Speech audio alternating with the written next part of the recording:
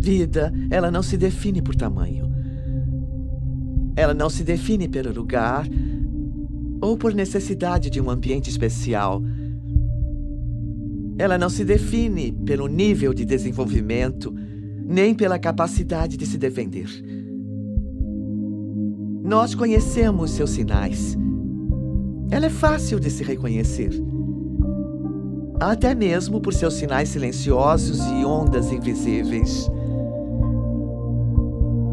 Vida, nós a reconhecemos quando a vemos.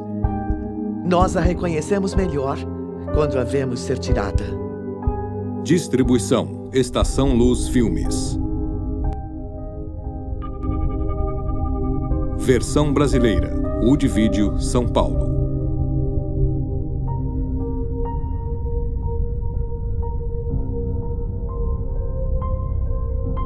Olá, eu sou Alvida King. Meu tio, o Dr. Martin Luther King Jr., disse uma vez: a injustiça em qualquer lugar é uma ameaça à justiça em todo lugar. Este filme aborda o ato do aborto e as suas consequências. Você vai ouvir testemunhos individuais da vida real e comentários de especialistas ao embarcar nesta jornada que aborda o que acontece na indústria do aborto e como vidas são impactadas. Poucos marcos culturais são tão visíveis ou têm um impacto de tão grande magnitude sobre a nossa sociedade. E ele surgiu mediante a manipulação dos mais sugestionáveis numa campanha de mentiras, burlando o poder legislativo. Esta campanha foi conduzida perante nossas instituições judiciárias não eleitas, que não respondem ao povo.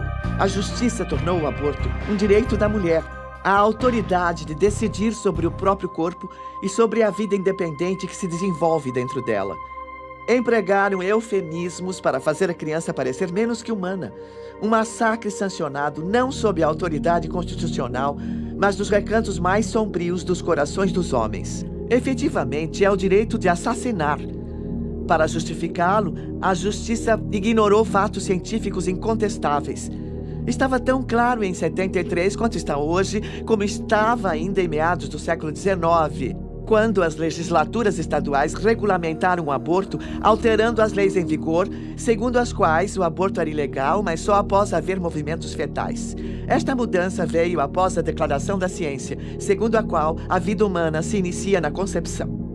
Em 1857, a Associação Médica Americana declarou a existência independente e real da criança antes do nascimento como um ser vivo. É uma questão de ciência objetiva. Só quando perceberam que era um ser humano, colocaram leis em vigor após 1860. Depois de terem entendido a biologia, houve um movimento liderado nos Estados Unidos por médicos para proibir o aborto. Na lei da época, a vida foi definida como um dom imediato de Deus, um direito inerente à natureza em cada indivíduo e que começa no entendimento da lei, assim que a criança se mexe no ventre da mãe. Mas hoje temos instrumentos melhores para determinar quando a vida começa. Diziam que começava nos movimentos fetais, quando o bebê chutava, mas hoje sabemos que ela começa na concepção.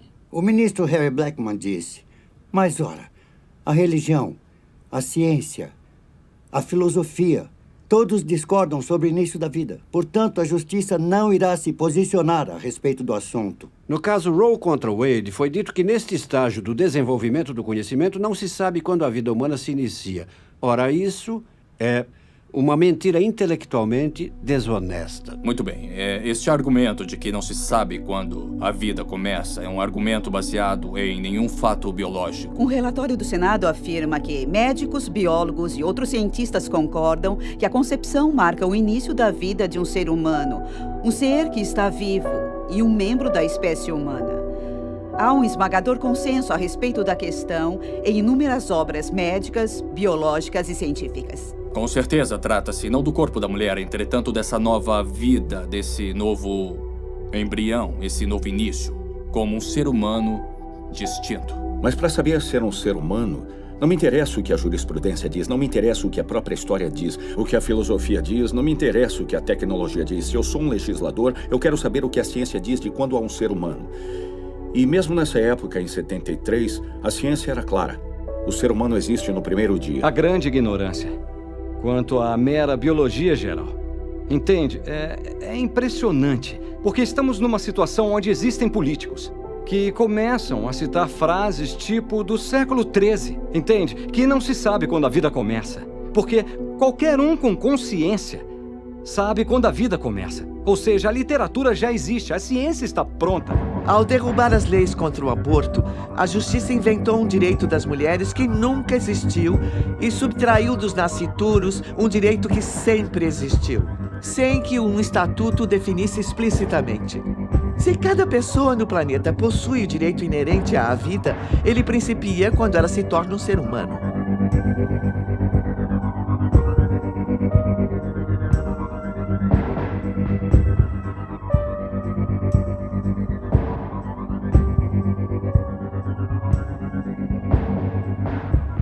Os fatos científicos não devem ser postos em dúvida. É quase risível até onde algumas pessoas iriam para tentar questioná-los. O que eles iriam ver é que quando se compara o genoma do DNA da mãe com o dos embriões, mesmo numa fase muito inicial, observa-se que se trata de dois indivíduos independentes e distintos.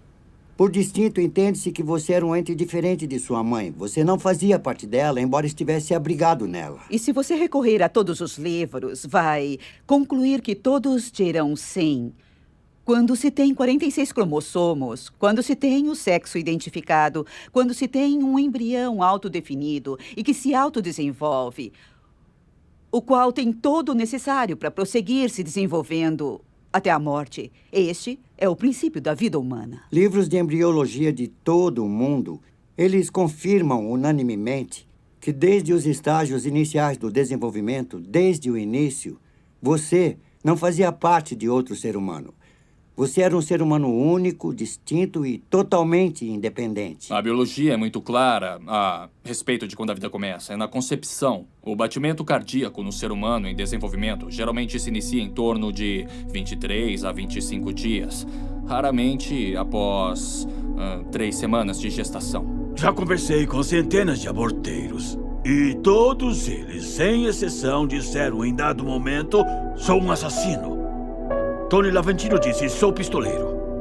Eu sou pago por quem quiser matar o próprio filho. Eu já estive numa clínica de aborto dizendo às mulheres que aquilo era só coágulo, mas entrava no banheiro para conferir se todas as partes de um feto de quase 6 semanas estavam lá. Eles não são nada estúpidos. Sabem quando a vida começa e sabem que com o aborto liquidam com uma vida em qualquer fase. A maioria das mulheres não aceitaria matar seu filho se lhes fosse dito: isto é um ser humano, você tem o direito de matá-lo, mas ele é um ser humano cuja vida está sendo extinta. Muitas mulheres não fariam isso. Precisamos começar a usar palavras que sejam verdadeiras, em vez de usar eufemismo para encobrir as coisas. Produto da concepção. Bolsa de tecido. Irmão, você é uma bolsa de tecido. Eu mesmo sou uma bolsa de 113 quilos de tecido. Todo ser humano na face da Terra é uma bolsa de tecido. Mas isso levanta a questão. Vamos proteger essa bolsa de tecido ou vamos permitir que ela seja destruída indiscriminadamente? O governo deveria ser o protetor de nossa sociedade, guardião de nossos direitos inalienáveis.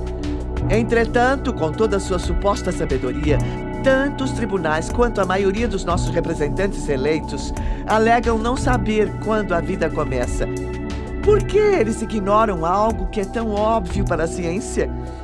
Pode ser que admitir que a vida começa na concepção seria admitir a própria culpa ao sancionar o massacre de 50 milhões de vidas inocentes. Imagine um tribunal que vira as costas para a história, para a lei e a jurisprudência, que vira as costas para a Constituição dos Estados Unidos. Assim fez a nossa Suprema Corte Federal e seus juízes em sua decisão de sancionar o violento extermínio de inocentes em útero, violando o juramento de posse e virando as costas a milhões de crianças às quais a vida foi negada. Há mais de uma década, uma decisão da Suprema Corte literalmente apagou das constituições de 50 estados dispositivos que protegiam os direitos dos nascituros. O aborto voluntário já tira as vidas de quase 1,5 milhão de crianças não nascidas por ano. Legislação sobre a vida que ponha fim a esta tragédia um dia tramitará no Congresso. E eu e vocês jamais descansaremos até este dia.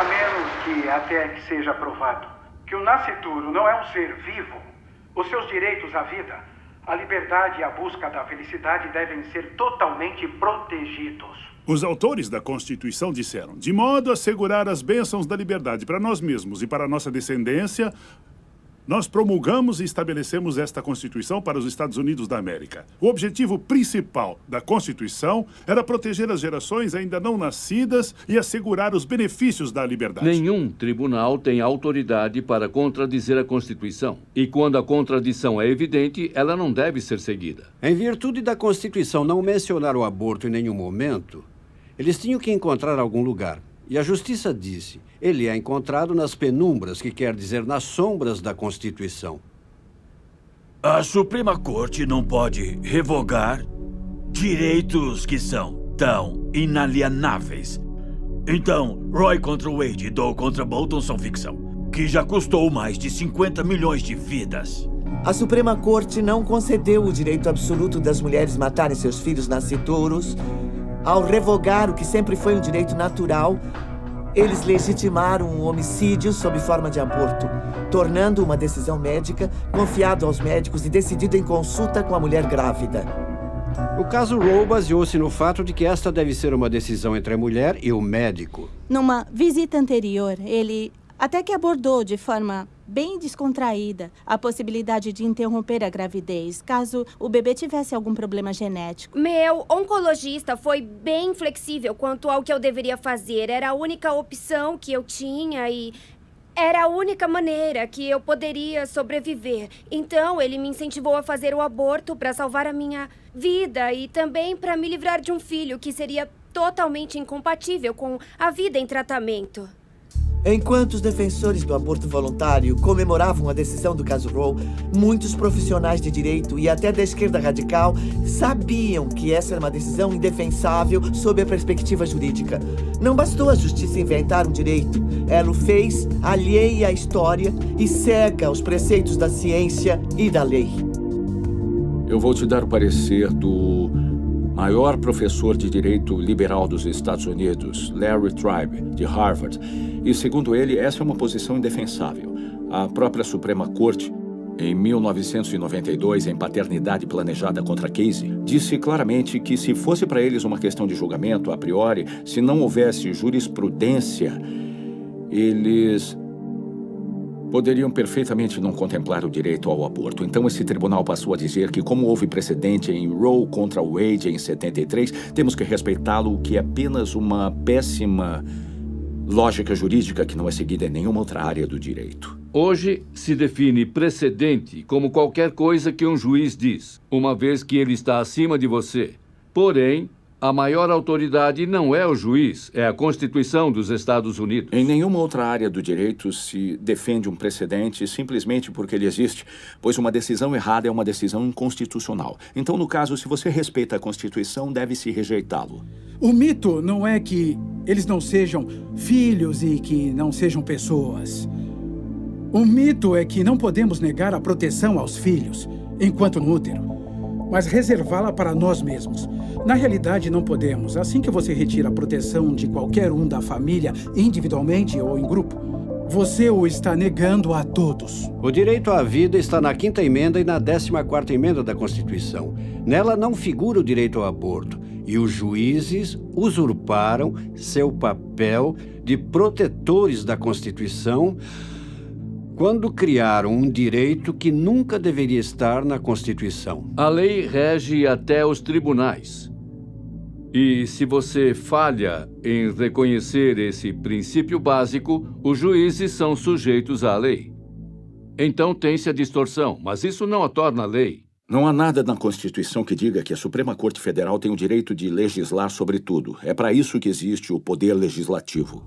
Cidadão consciente deve admitir que, se a política do governo sobre questões vitais que afetam todo o povo acaba sendo irrevogavelmente determinada por decisões da Suprema Corte Federal, as pessoas deixam de ser seus próprios governantes, tendo, dessa forma, praticamente delegado o seu poder às mãos da eminente corte.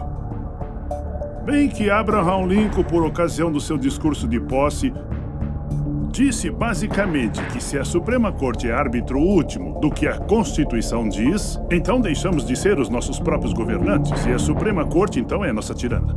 Um desfecho previsível que se desenrola a partir deste direito fabricado poderá ser visto num segmento da nossa sociedade. Se os abortos continuarem e a tendência predominante persistir, a coletividade afro-americana verá um nítido declínio populacional, pois não teremos mais a taxa de reposição de 2,1 necessária para manter uma população estável. Com o tempo, a nossa população distinta se tornará politicamente irrelevante.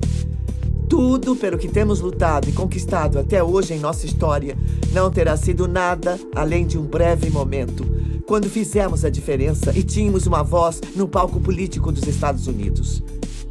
Silenciada pelas mãos dos pró-aborto. Nos Estados Unidos, após Roe contra Wade, cerca de 10% da raça branca foi dizimada via aborto e 28% da raça negra foi dizimada pelo aborto também. Para cada 5 mulheres afro-americanas que engravidam, 3 optam por abortar. Todos os dias, 1.452 crianças afro-americanas, dentro de um total de 4.000, morrem em útero via aborto. Afro-americanos constituem 12% da população, mas compõem 36% de todos os abortos. Então, somos desproporcionalmente afetados pelo aborto. E o aspecto racial disso é, sim, muito claro. Eles fazem abortos 2 vezes mais do que o resto da sociedade norte-americana. Isso não acontece por acaso. Abortos acontecem quando pessoas são um alvo. Após 35 anos de abortos, já perdemos 14 milhões de vidas. Utilizamos só 25% de todos os outros serviços, mas quase 45% dos abortos realizados. Cada mulher deve ter 2,1 filhos para manter uma população estável num país desenvolvido como os Estados Unidos. Como pela primeira vez em 2003 a natalidade negra ficou abaixo da taxa de 2,1 dentro dos próximos anos, a população negra atual entrará em declínio. Como afro-americano, eu sei que a maioria das pessoas considera a escravidão como sendo a pior coisa que já aconteceu nos Estados Unidos. Mas devido ao fato de eu estar aqui vivo hoje, e o aborto certamente não teria me facultado esse privilégio, então eu digo que o aborto é a pior coisa que já aconteceu nos Estados Unidos. Muita gente considera a escravidão como sendo a prática mais hedionda que o governo dos Estados Unidos já permitiu. E também há aqueles que sabem que até os africanos trazidos nos navios negreiros, que perderam a vida, talvez 1 ou 2 milhões, são apenas uma parte de uma grave prática opressiva que perdura até hoje. Nos Estados Unidos, desde Roe contra Wade, 14 milhões de bebês afro-americanos somaram-se ao contingente dos que vêm sendo oprimidos, seja pela cor da pele e, mais recentemente, pelo tempo de gestação. Eu creio que o maior fracasso em relação à questão do aborto tem sido a liderança negra. Estou muito preocupado que o clero negro e nossos representantes negros no Congresso e nossas organizações sociais, como a Associação Nacional para o Progresso das Pessoas de Cor, mantêm profundo silêncio sobre a questão. E se cala, então consente. Aí temos essa horrenda realidade, com as lideranças negras ajudando a perpetuar o genocídio de seu próprio povo.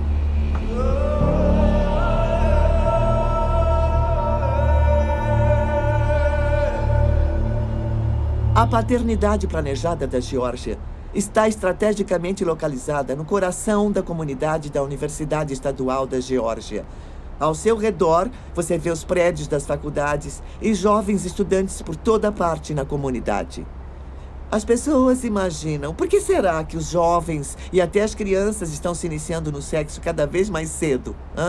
Bem, não é tão difícil de descobrir. Você tem a paternidade planejada no centro da comunidade universitária, não muito longe das escolas de ensino médio e com jovens caminhando por toda parte, e que podem entrar lá e receber orientação de paternidade gratuita, anticoncepcionais a baixo preço e preservativos grátis. E quando tudo falha, eles fazem aborto. 20 anos após Roe contra Wade, as pessoas organizaram suas vidas pessoais em torno da disponibilidade do aborto como alternativa quando a contracepção falha. A paternidade planejada é um dos maiores distribuidores de recursos de controle de natalidade, mas eles falham 2 milhões de vezes por ano nos Estados Unidos.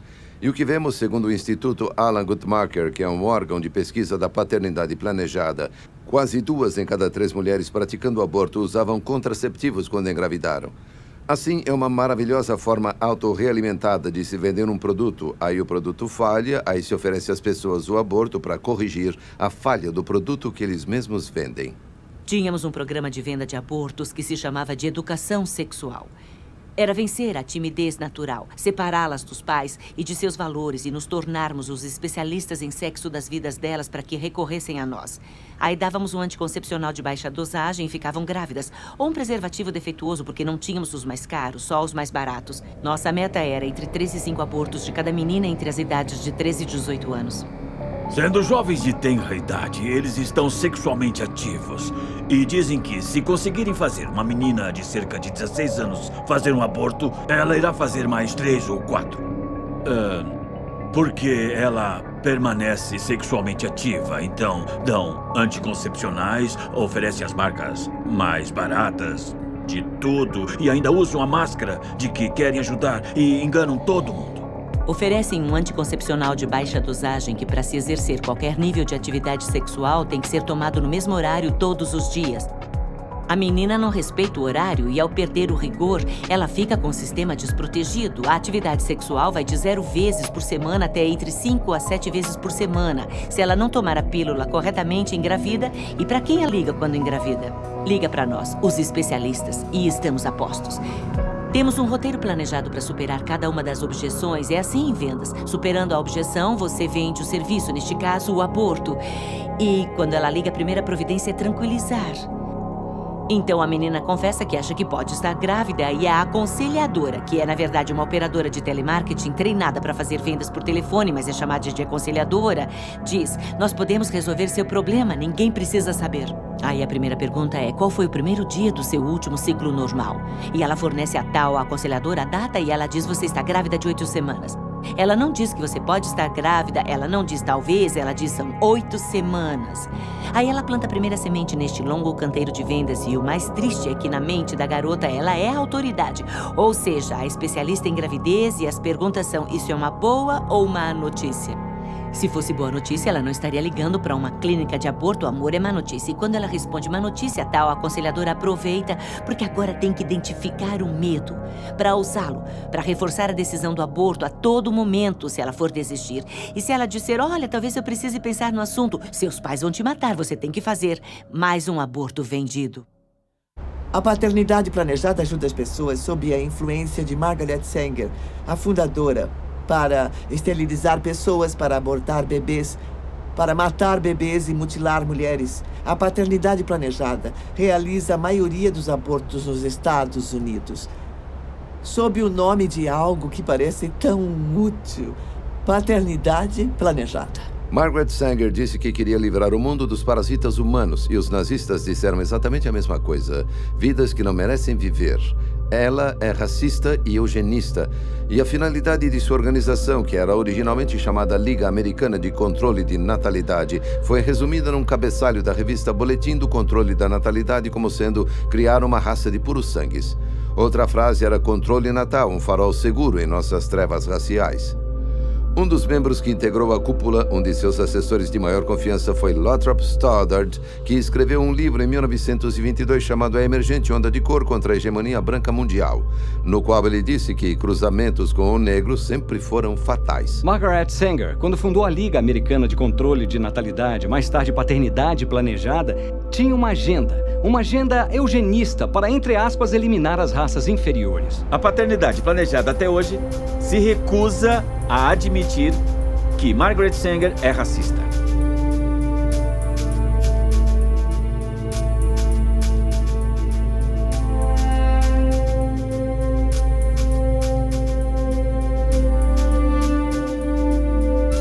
Embora nenhuma conexão direta tenha sido estabelecida entre Margaret Sanger e Adolf Hitler, há elementos nazistas suficientes que indicam que as suas filosofias estão mutuamente alinhadas e que eles compartilham muitos dos mesmos ideais distorcidos. É pouco divulgado, mas nos Estados Unidos a esterilização forçada de mulheres das minorias só parou em 1972.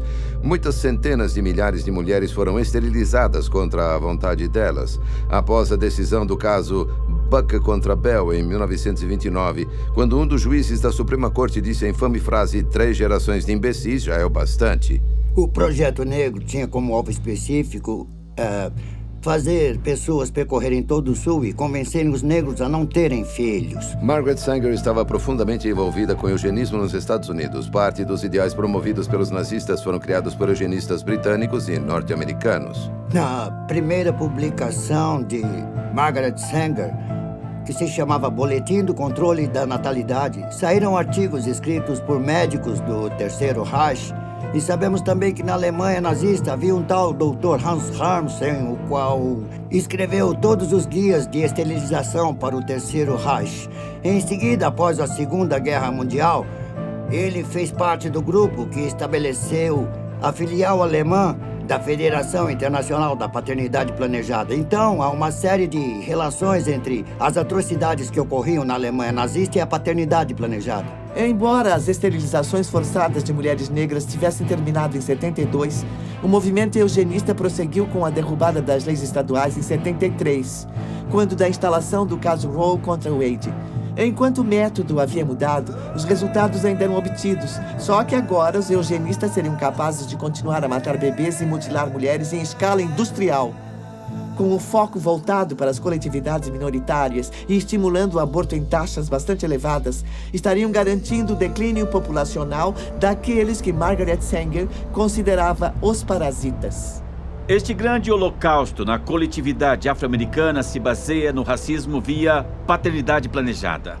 Muita gente conhece o caso de Roe contra Wade, que legitimou o aborto após o primeiro trimestre de gravidez. Foi o caso de Doe contra Bolton, centrado em Sandra Cano, que legitimou o aborto durante os 3 trimestres. Esta decisão legitimou matar um ser humano perfeitamente viável até o dia do seu nascimento. Agora, o aborto é possível em todos os 9 meses de gravidez, não por causa de Roe contra Wade, mas por causa de Doe contra Bolton, segundo eles, pela saúde da mãe. O aborto pode ser realizado em qualquer dos 9 meses de gravidez, mas o problema é que saúde foi estendida à saúde mental. E diríamos a esta jovem mulher temerosa: você terá problemas com a gravidez, você devia interrompê-la, não devia? Ela diria sim e constaria saúde emocional. Mais de 60% das pessoas não acreditam que abortos são feitos após 20 semanas de gravidez. Infelizmente, o aborto foi descriminalizado em toda a sua extensão, até o instante do nascimento. Assim que a proteção da vida foi retirada de todos os 9 meses de gravidez, a paternidade planejada acelerou sua agenda eugênica, instalando a maioria de suas clínicas de aborto, agora legalizadas, nos bairros das minorias. A Federação para a Paternidade Planejada dos Estados Unidos instala a maioria de suas clínicas de aborto em bairros de minorias e realiza a maior parte de seus abortos nas mulheres das minorias. Sabendo que não obteriam a aprovação do povo, nem das legislaturas da maioria dos estados, nem do Congresso, os que defendiam a legalização do aborto se armaram de mentiras e estatísticas falsas e, burlando os escalões legislativos, levaram as suas provas forjadas aos tribunais.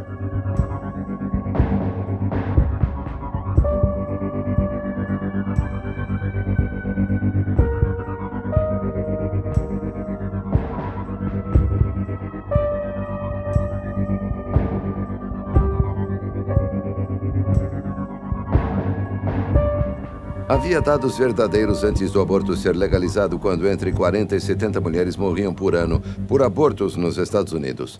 Mas o problema é que então todos eram amplamente divulgados e depois de Roe contra Wade foram omitidos. Por isso nós cremos que entre 50 e 100 mulheres morrendo pelo chamado aborto legal é provavelmente ainda o número mais preciso nos Estados Unidos. Aqueles que buscam acabar com as leis que protegem os nascituros encontram os peões perfeitos para serem sacrificados em sua cruzada mortal. Mulheres sagazes, bem instruídas e bem educadas foram orientadas a assediar suas semelhantes mais vulneráveis, manipulando-as para pensarem que o apoio delas ao aborto tornaria suas vidas muito mais significativas. Tanto Norma McCorvey quanto Sandra Cano, cujos nomes estão para sempre associados ao extermínio de bebês em gestação, nunca fizeram abortos. Elas deram à luz, enquanto astuciosos advogados usavam seus nomes para sugar a vida de milhões de outros assim chamados filhos indesejados. Enquanto estes advogados clamavam pelo direito de escolha das mulheres, que escolha é essa se apenas uma opção oferecida? Essa é a falácia essencial do assim chamado direito de escolha das mulheres. Na maioria dos casos não há escolha nenhuma. A decisão é tomada sem orientação ou baseada na desinformação. Não são apresentadas outras opções e a mulher é forçada a tomar uma atitude mortal. O slogan número 1 dos pró-aborto é pró-escolha. E a maior ironia desse slogan é que, se perguntarem às mulheres que fizeram aborto por que você fez o aborto, a resposta número 1 é: eu achei que não tinha outra opção. A maioria, talvez mais de 80% dos abortos nos Estados Unidos ocorrem sob alguma forma de coerção. Resumindo, não é a escolha da mulher. Uma vez uma senhora que me ligou à tarde e ela disse que queria marcar uma consulta para a filha vir e fazer um aborto. Perguntei, ela quer fazer o aborto?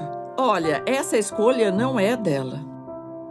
Então procurei orientação junto a uma aconselhadora cristã. Ela continuou dizendo que eu precisava fazer o aborto e que ter ele não seria a melhor coisa para eu fazer e isso não seria bom para os meus filhos. Então eu contei para o meu noivo, eu disse para minha mãe, disse aos outros membros da minha família e de repente todo mundo dizia: isso não se faz, você não pode ter ele, você não vai ter ele, não é bom para as crianças, não é bom para você, isso não é bom para o nosso casamento, eu não quero criar esse filho. Teria sido alguém que teria mudado a dinâmica da nossa família. E as relações que eles teriam criado teriam mudado a todos com quem eles interagiriam. Mas eles não estão aqui. Num aborto, não se trata de escolha, trata-se de desespero. Não se trata de pessoas que fazem abortos porque têm liberdade de escolha. São pessoas fazendo abortos porque percebem que não têm liberdade nem escolha. Ele forçava o aborto e isso ia me deixando revoltada a um tal ponto que isso me deixava mal. Eu só achava que ele não gostava de mim, que ele só ficava pensando em como resolver o assunto. E essas foram exatamente as palavras que ele usou. Temos que dar um jeito nisso. Mas eu tinha medo, estava em crise. Nesse ponto eu percebi que não tinha escolha. As mulheres são as vítimas e, em muitos dos casos, as mulheres são coagidas. E em meio à crise, lamentam que tiveram que tomar a decisão. As mulheres se sentem ameaçadas que, se não fizerem aborto, elas vão acabar sendo punidas por isso.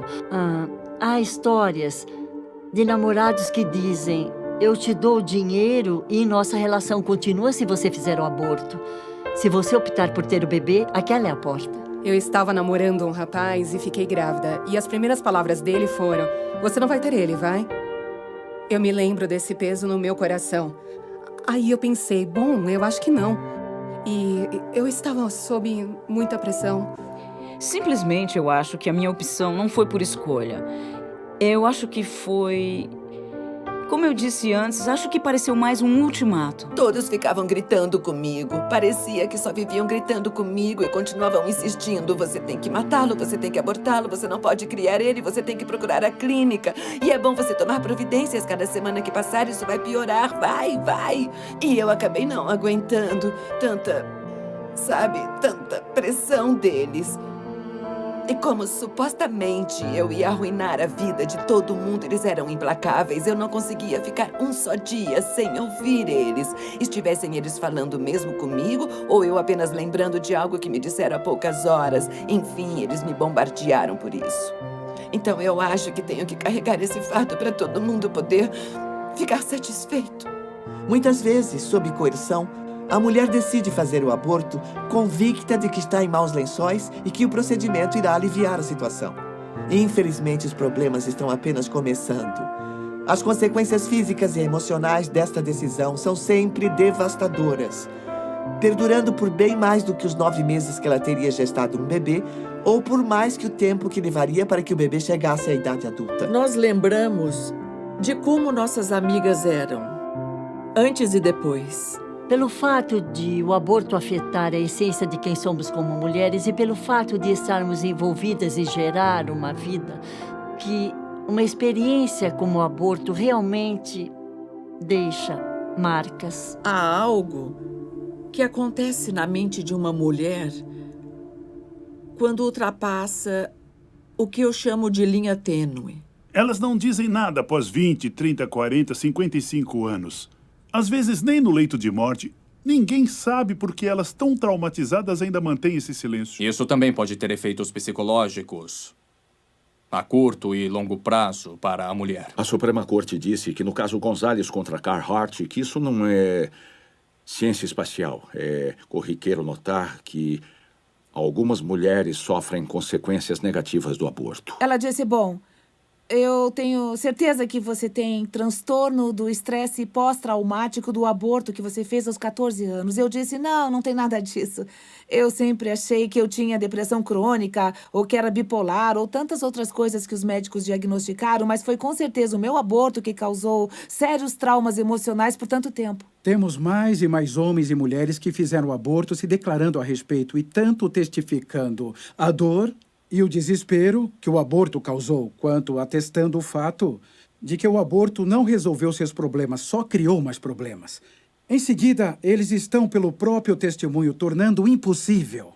Mas, por outro lado, dizer, ouça as vozes das mulheres, isso é uma coisa positiva para as mulheres, o que é lógico. Dizem isso há décadas e agora estão dizendo que o aborto é ruim. E então, mais tarde, as mulheres vão lamentar profundamente e sofrer anos com pesadelos de ansiedade e indescritível dor e angústia. Por que tantas mulheres, incluindo a mim mesma, têm sonhos com seus filhos?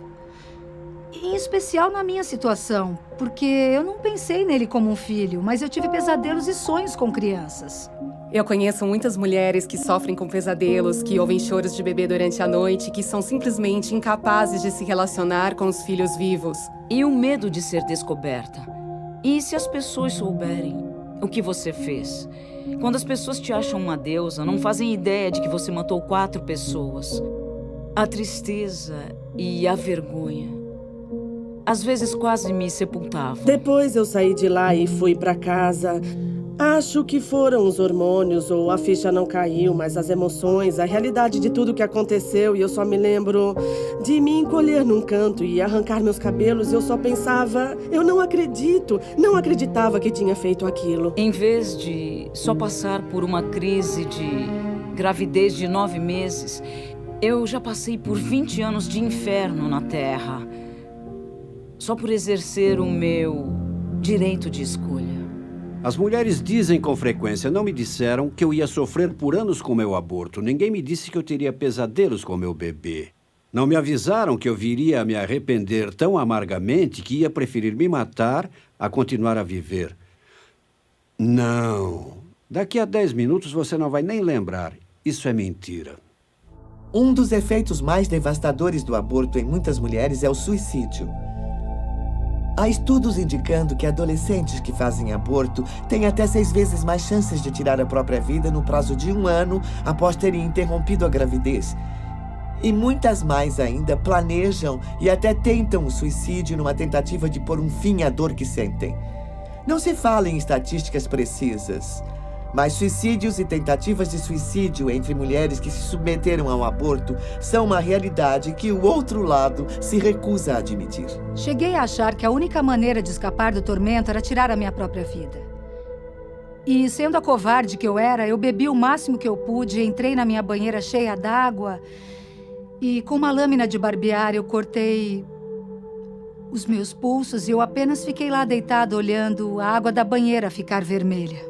Não era uma coisa que estava acontecendo conscientemente, que eu pudesse dizer, puxa, estou tão triste por eu ter feito o aborto, que eu vou usar essas drogas. Era apenas um profundo sentimento de vazio e desesperança, que não havia mais nada pelo que valesse a pena viver. E planejei como eu ia acabar com a minha vida, sabe? Tantas vezes. Eu fui diagnosticada com depressão clínica em 91. Com certeza foi devido aos abortos. Eu me tornei extremamente suicida depois dos abortos. E eu cheguei ao ponto de tentar tirar a minha vida várias vezes. Tinha 12 anos de idade. Ela entrou mascando chiclete e estava tão descontraída. Ela fez o aborto e voltou 2 semanas depois para a consulta. Ela não saía mais do quarto, não saía. Abriram a porta e ela estava lá. Ela tinha um caco de vidro e cortou os pulsos. 12 anos de idade. Mas todas chegamos ao momento em que nos damos conta de que éramos mães e que matamos nossos filhos. É doentio, uma sensação mórbida. Avisos raramente são oferecidos.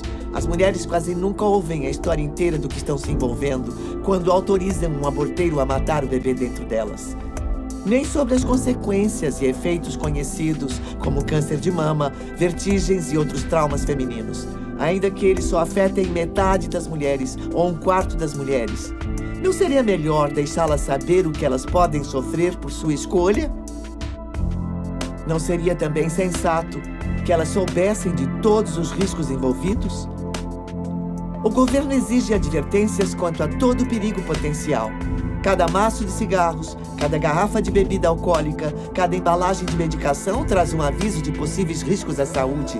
Por que não um aviso sobre algo tão traumatizante, tão potencialmente nocivo como um aborto? Há numerosas provas quanto às consequências físicas e psicológicas e houve uma grande pesquisa na Nova Zelândia há cerca de 2 anos que mostrou as consequências a longo prazo. Muitas mulheres tornam-se inférteis. Elas sofrem outros problemas do aparelho reprodutivo e acabam tendo de fazer esterectomia total. Serão incapazes de conceber ou de ter outros filhos. Numa das mulheres, a potência da máquina de sucção que faz o aborto foi tão forte que provocou o prolapso das trompas de Falópio e ela nunca mais pôde ter filhos.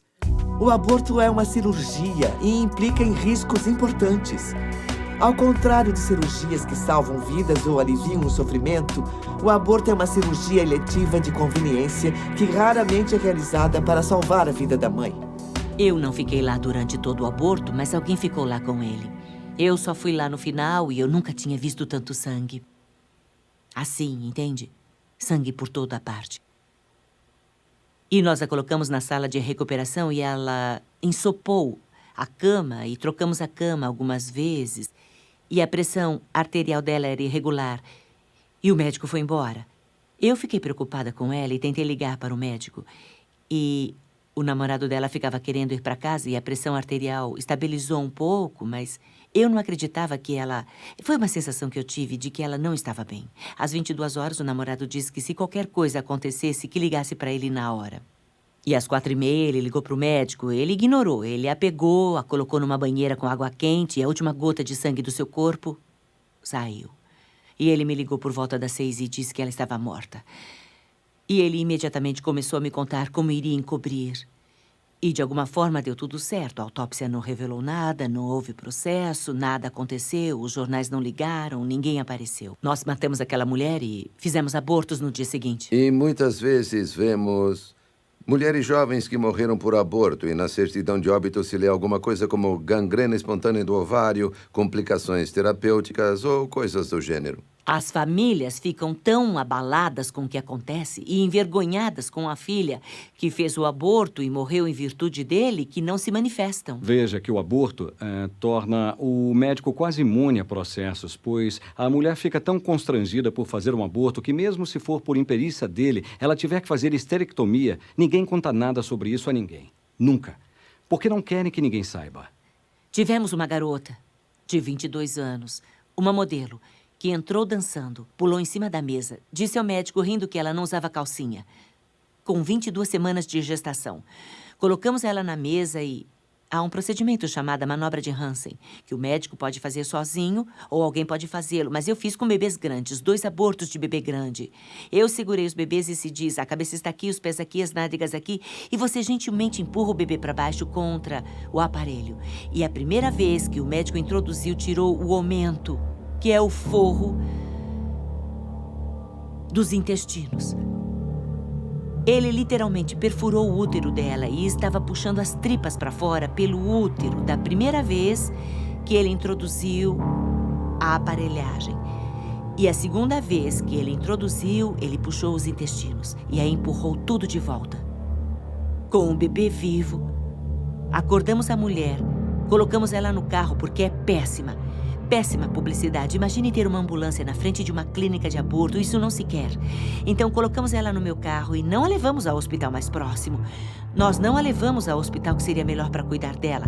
Nós atravessamos a cidade até um hospital que nos ajudaria a encobrir o que foi feito. O cirurgião levou essa menina com um bebê completamente formado dentro dela, com os intestinos dela saindo pela vagina, até a sala de cirurgia lá em cima.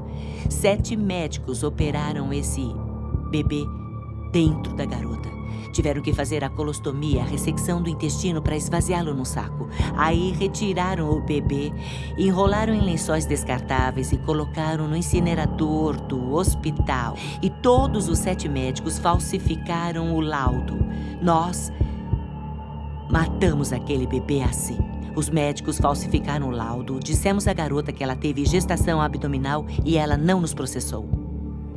No caso Roe contra Wade, a justiça tornou a questão do aborto uma decisão entre a mulher e o seu médico. A verdadeira consequência disso é que a decisão entre ter o bebê ou encerrar a sua vida, na grande maioria dos casos, é delegada à mulher em crise, numa consulta com uma pessoa que ganha vida vendendo abortos. A sineta da caixa registradora ocupou o lugar do choro do recém-nascido. A maioria das mulheres nos Estados Unidos que fizeram aborto vão lhe dizer que elas nunca viram um aborteiro. Elas nunca veem esse médico até ele estar entre as pernas dela na clínica de aborto, violando-a com os instrumentos. As mulheres quase nunca consultam seus médicos. Elas procuram umas clínicas. Elas decidem que querem fazer o aborto. Então, essa ideia da importância do papel do médico pessoal é uma fantasia. Com o sucesso de Roe contra Wade na justiça, a organização eugênico-racista de Margaret Sanger tornou-se parte da cultura dos Estados Unidos. Uma nova indústria multibilionária foi iniciada, encabeçada pela paternidade planejada. Uma indústria que mantém a sua influência e poder através dos mesmos argumentos e mentiras originalmente usadas para descriminalizar o aborto em 73. Há 2 grandes mentiras sobre o aborto. A primeira não é um bebê. E a segunda é bom para as mulheres. Devemos também considerar outro interesse da paternidade planejada na indústria do aborto. O desejo de ganhar dinheiro para promover a causa. Dinheiro que é ganho vendendo educação sexual, vendendo contraceptivos que sabem que vão falhar milhões de vezes por ano, e depois vendendo abortos como meio de reparar as falhas, e às vezes até vendendo parte dos corpos dos bebês mortos pelos abortos. É fácil perceber que a indústria do aborto é um ciclo vicioso infinito de lucratividade. E é justamente quando as mulheres planejam a maternidade que a indústria do aborto perde. Eu não acredito que alguém imaginasse que veríamos uma indústria que se tornaria tão grande, uma indústria de dinheiro que é amplamente desregulamentada para realizar abortos. A paternidade planejada foi autorizada a entrar e dar palestras. Outras organizações dão palestras. Professores liberais dão explicações durante aulas de educação sexual. Ninguém fala em bebê.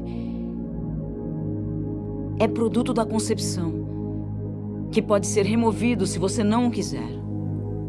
Ao legalizar o aborto, a Suprema Corte abriu as comportas para que a indústria possa faturar bilhões de dólares com o sofrimento e a dor de mulheres e a morte de milhões de bebês inocentes, através da exploração da delicada situação em que muitas mulheres se encontram.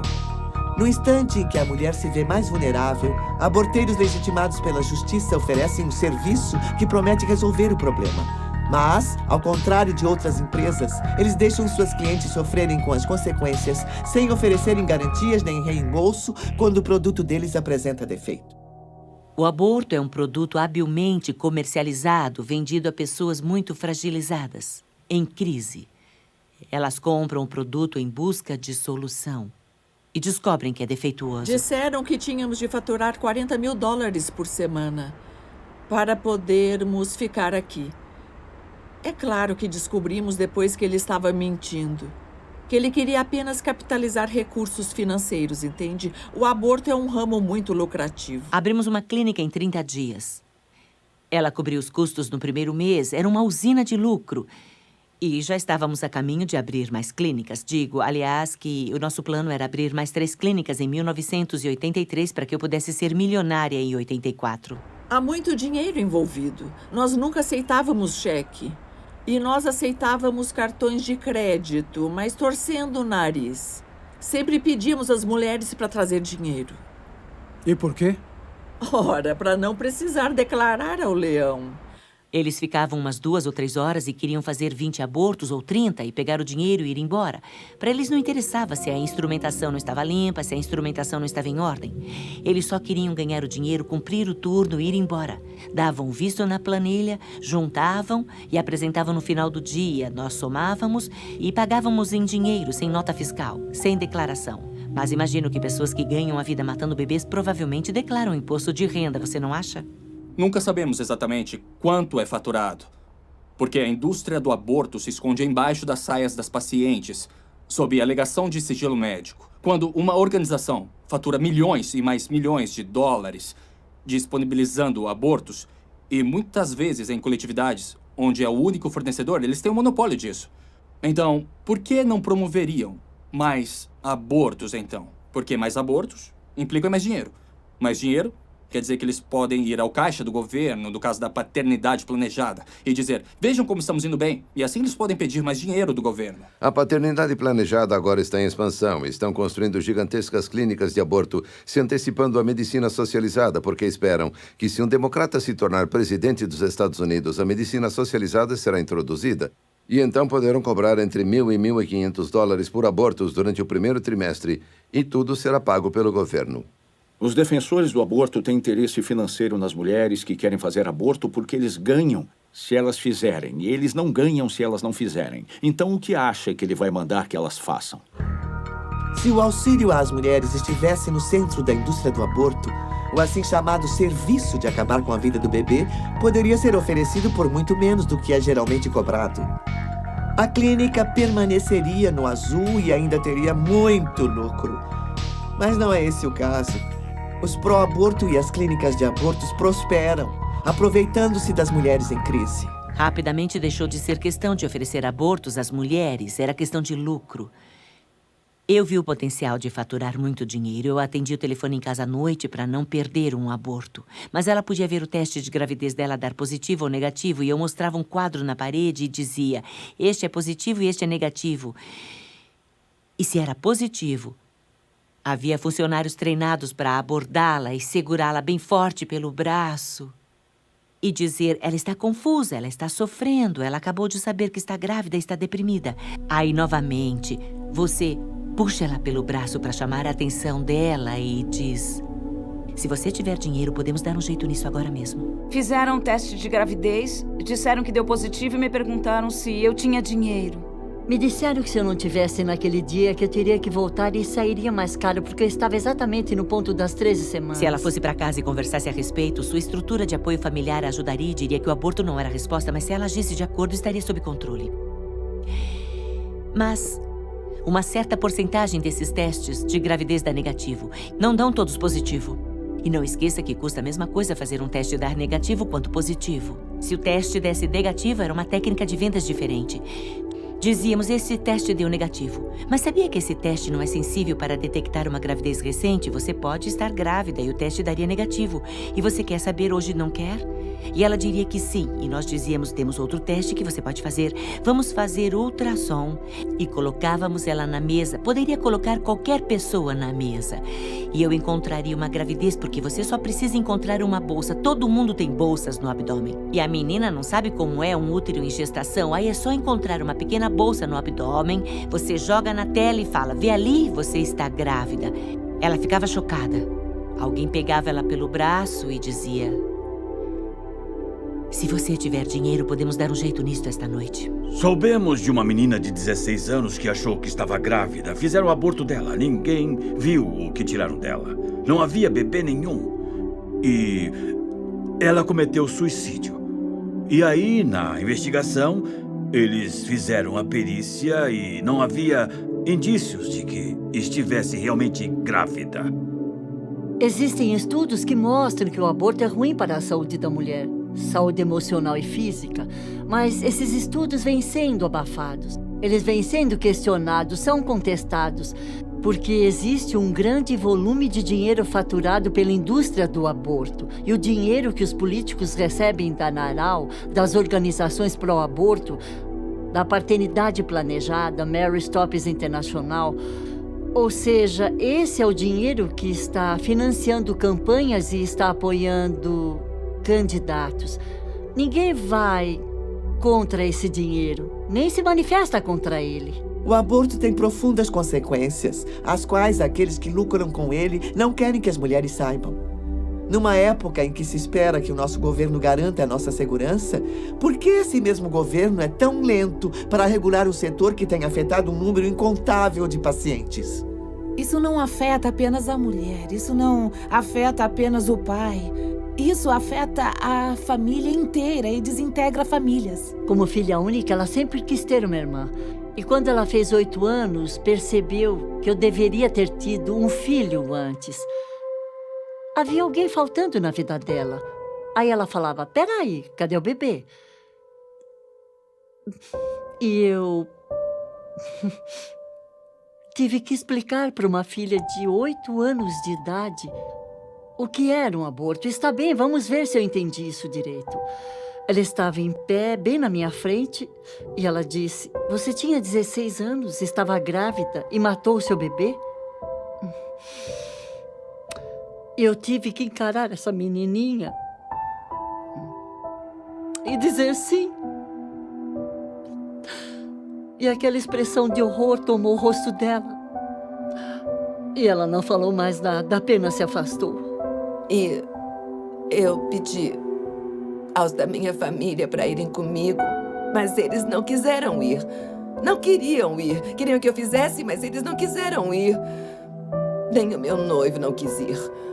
Finalmente encontrei alguém que queria ir. Ninguém, nenhum dos que me mandavam fazer. Nenhum deles quis ir comigo.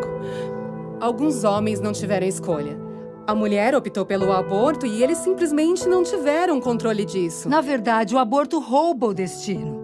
Não só das mulheres, mas dos homens que estão envolvidos. Dos homens que perderam filhos, das famílias deles. Ele destrói relacionamentos. Um homem veio até a nossa mesa. Eu estava no stand e fui explicar para ele o nosso trabalho. E ele olhou para mim e as lágrimas começaram a correr pelo rosto dele. E ele soluçava igual um bebê e disse, já faz 35 anos e ainda dói tanto que parece ainda hoje, sabe? Não podemos mais nos calar. Milhões de vidas de mulheres foram devastadas e os pais são negligenciados, são simplesmente esquecidos. Estou dizendo, a quantidade de pessoas que foram afetadas pelo aborto é incomensurável. Com o caso Roe contra Wade, a Suprema Corte tirou dos estados o direito de regulamentar o aborto dentro de suas jurisdições. Pensava-se que os estados regulamentariam as clínicas que realizam o procedimento. A verdade é que, por anos, eles foram deixados à vontade. Os aborteiros de fundo de quintal simplesmente se instalaram abertamente sem sanear seus procedimentos. Trata-se de um ramo altamente lucrativo e a segurança das mulheres dificilmente era levada em conta em se tratando da lucratividade. Podíamos fazer de 20 a 30 abortos por hora, se preciso, no mínimo 20. Tínhamos 21 kits de instrumentação, só esses. Portanto, era impossível retirar a instrumentação, limpá-la, esterilizá-la, ajustar a temperatura do esterilizador para fazer 20 minutos de esterilização e depois esfriá-la. Eu tive mais experiência do que eu gostaria de ter tido com as condições de imundície no interior das clínicas de aborto. Quando estávamos no sul da Califórnia, íamos atrás dos pequenos aborteiros sujos ao redor de Los Angeles, San Diego e Orange County, que se instalavam nos pequenos shoppings. Praticamente assinavam um contrato hoje e matavam bebês amanhã. Íamos lá fuçar nas latas de lixo deles e eles pegavam as notas do caixa e jogavam fora. E os bebês eram jogados fora junto com o lixo comum. Claro, violando toda e qualquer legislação sanitária existente. Pois é, tínhamos uma taxa de infecção em torno de 75%. Entende? Mas isso era só da instrumentação não esterilizada. Nossa taxa de complicações no fim do meu tempo lá era de cerca de 1 em cada 500 que precisou de uma cirurgia por complicações ou que morreu. Tivemos uma que morreu. Mas por não termos estatísticas reais e se você puder encobrir, você não registra, nenhum caso nosso foi registrado. Então, não sabemos. Algumas das condições nas que mandávamos nossos agentes, eu ia lá pessoalmente, via-se, de fato, sangue no chão, sangue nas paredes, via-se baratas e fezes de ratos. Em alguns desses lugares, você não entraria nem para cortar o cabelo, num lugar desses. Muito menos para fazer um procedimento cirúrgico tão invasivo. No hospital de Dallas, os médicos vão dizer que já viram abortos mal feitos ou veem abortos mal feitos o tempo todo. Um dos fatores que permitiu regulamentar as clínicas de aborto no Texas foram as denúncias envolvendo aborteiros ruins. Quando uma garota morreu e foram vistoriar a clínica, viram instrumentação enferrujada e que não tinha esterilizador nem água quente. A vida da mulher que decide abortar seu bebê nunca mais será a mesma. Não haverá um só dia em que essa decisão não irá afetá-la de alguma forma, seja física, emocional ou espiritualmente.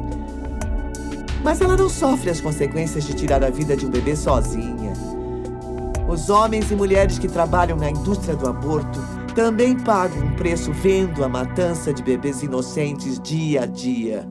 Isso constitui um imenso fardo emocional. Mas ninguém fala sobre o que acontece dentro de uma clínica de aborto, onde todo mundo briga. É o lugar mais caótico que se possa imaginar. Os médicos brigam, os enfermeiros brigam, todo mundo está usando drogas, todo mundo bebendo, entende, tendo casos. Mas é grotesco olhar para o bebê e não ver que ele é realmente um ser humano. E, entende, não tem diferença de mim ou de você, exceto no tamanho. Eu confesso que estive envolvida na morte de 35 mil bebês. No homicídio de uma mulher que sangrou até a morte por um aborto no 2º trimestre. Por 19 mulheres que fizeram esterectomia ou colostomias. E nunca nenhuma apareceu em nenhum jornal, nenhum processo. Mas eu não consigo lidar com o fato de eu mesma ter tirado a vida do meu próprio filho com o aborto. Ninguém lida com a morte e mentiras diariamente sem ser gravemente afetado por isso. E não houve ninguém que trabalhou nessa clínica que não tivesse jogado os bebês no lixo. E mesmo que eles não estivessem no lixo, eles já estavam enrolados numa toalha. Eu solicitei a um colega ginecologista que realizava abortos na época que colocasse um captador de ultrassom no abdômen de mulheres que estavam fazendo abortos, que mostrasse o feto sendo caçado pelo aborteiro e que finalmente acabava morto, aspirado e destroçado. Eu já sabia que o que estava acontecendo era errado, mas durante este processo de 5 dias, eles inseriram uma bucha expansível no colo do meu útero para dilatar lentamente durante 5 dias. Lá pelo 3º dia, eu estava deitada numa maca e o bebê começou a chutar demais naquela maca.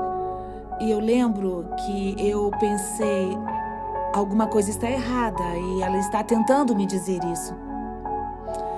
Ela tinha razão, porque aí George Tiller entrou para enfiar uma agulha grande no meu abdômen.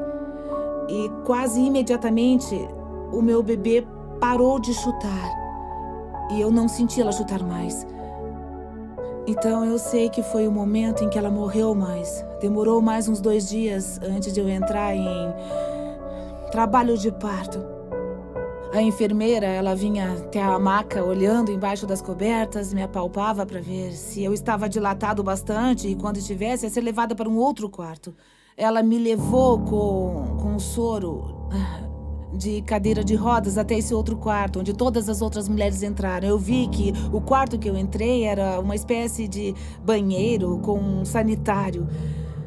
E a enfermeira mandou eu me apoiar nela para poder jogar o meu bebê no sanitário. Ele já estava morto a essa hora, mas como é vergonhoso e nojento isso que fazemos com essas crianças. Então, bom, isso me dói muito. Eu tenho um bebê no céu, em quem eu pensei tão pouco que eu joguei num sanitário. O resultado foi o filme de um feto sendo atacado pelo aborteiro por baixo, enquanto filmávamos de cima. Em outras palavras, pela parte superior do útero. E as imagens desse filme eram pavorosas, hediondas mesmo. Ele mostrava realmente o feto sendo destroçado, ao vivo e em cores. Não era um ultrassom preto e branco. Esse era em cores. Retirar pela cabeça era muito, muito difícil. Mesmo com 20 semanas. Uma vez um aborteiro ficou com uma menina na mesa por 6 horas tentando esmagar a cabeça do feto e não conseguia. Eu senti eles tirando os pedaços dele do meu corpo. Eu passei boa parte desses 20 anos tentando não lembrar disso, mas eu lembro. Ninguém sabe o que acontece numa clínica de aborto. A escolha mais promissora é a decisão que favorece a vida. A decisão de levar a gravidez até o parto. Em praticamente todas as coletividades de todos os Estados Unidos, existem organizações e pessoas dispostas a ajudar em prol de vidas que merecem florescer. Organizações e pessoas que não são movidas pelo desejo de ganhar dinheiro com o desespero dos outros. Estas são pessoas amáveis que desejam realmente ajudar a mulher em crise a fazer uma escolha, a escolha certa.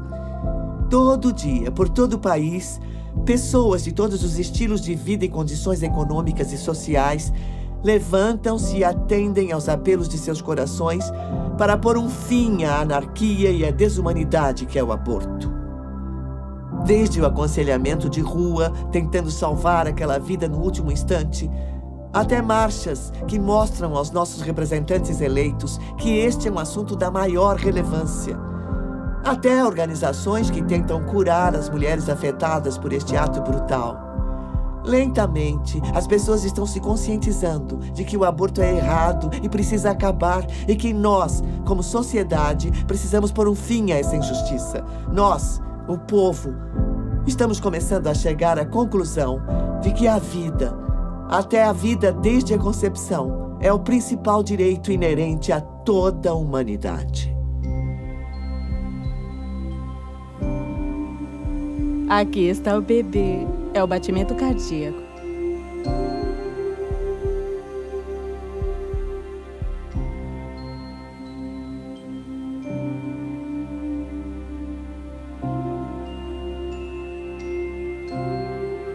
Parece até de uma pessoa adulta. A frequência cardíaca é de 176 batimentos por minuto. Nossa!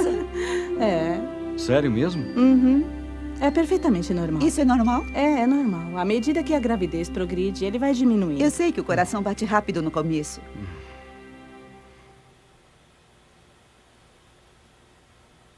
E todo dia eu penso como poderia ter sido. Como teria sido se eu tivesse tido meu bebê? Eles só não sabem que há recursos e estão em um completo desespero. Por isso precisamos estar lá para amá-las, mostrar que nos preocupamos e levar a elas a ajuda que precisam. Se uma mulher está pensando em abortar, que não acredite nessa mentira, senão irá perder a maior bênção de sua vida. E essas mulheres têm que saber que são especiais e amadas, e isso ajuda 100%. Porque elas não querem necessariamente ver cartazes e faixas sobre o erro que estão cometendo. Elas sabem que é errado, elas sabem.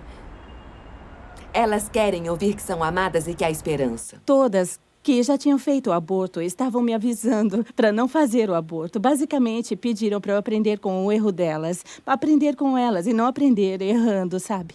Quando você luta pela sua vida, você precisa saber pelo que está lutando. E se o que você está defendendo é uma vida, então como você pode destruir uma vida? Na esperança de vencer essa luta, isso é quase uma hipocrisia. Porque eu luto tanto para salvar a mim mesma que terei que matar alguém para conseguir isso? Quando eu compartilho aquilo que eu fiz, é esperando poder atingir pelo menos uma mulher com a verdade sobre o aborto, para que ela não faça a mesma escolha que eu fiz, para que não acredite na mentira. Quando você se cura do seu aborto, todas as outras questões que havia em sua vida evaporam, elas somem, são resolvidas. Eu precisava deixar de pensar, precisava deixar Deus me perdoar. E quando coloquei um rosto no meu problema, nunca mais tive problemas de depressão. Nós sabíamos que tínhamos feito o mais certo, mas ela, desde o momento que ela nasceu, reagiu de forma totalmente normal para um bebê recém-nascido e não tinha nenhum motivo para pensar que ela viria a ter qualquer problema mais tarde. Tive um menino. Ele está com 2 anos agora. Se olharmos isso em termos de continuidade, eu sei que os cientistas gostam de distinguir. É lógico, nós dividimos as coisas em categorias diferentes, porque é assim que enxergamos. É o melhor meio de podermos considerar os fatos científicos que estamos encontrando. Mas o fato que não muda é que essa entidade genética, que inclusive já tem um gênero, deve prosseguir até morrer. Eu acho que se em algum momento um dos pais me pedisse para não abortá-los, certamente teria tido os bebês. Eu mantive o meu bebê até nascer e eu a entreguei para adoção. E estou feliz pelo que fiz. O aborto é, para mim, a derradeira exploração das mulheres. E nada disso está sendo discutido porque a realidade é essa. Assim que começar a ser discutido é que a sujeira vai aparecer. E a verdade aparecerá de fato sobre o que o aborto faz com as mulheres. Ainda mais com os bebês não nascidos, os bebês mortos. Isso vai acabar.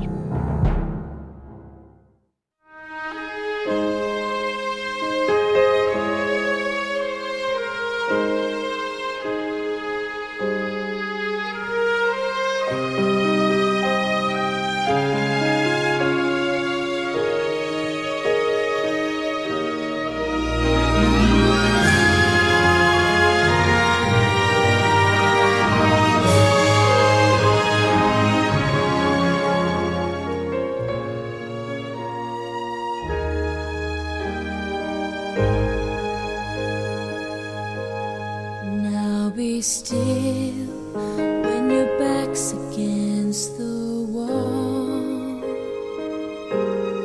Victory, there seems no hope at all. I'll be your wings that soar so high, this side of paradise. Now be still until strong. Here I am, I'm your fire when it's cold. Here I am, I'm your guide when you lost your road. I'm your armor in the fields of war, when the enemy storms the door. Here I am forevermore.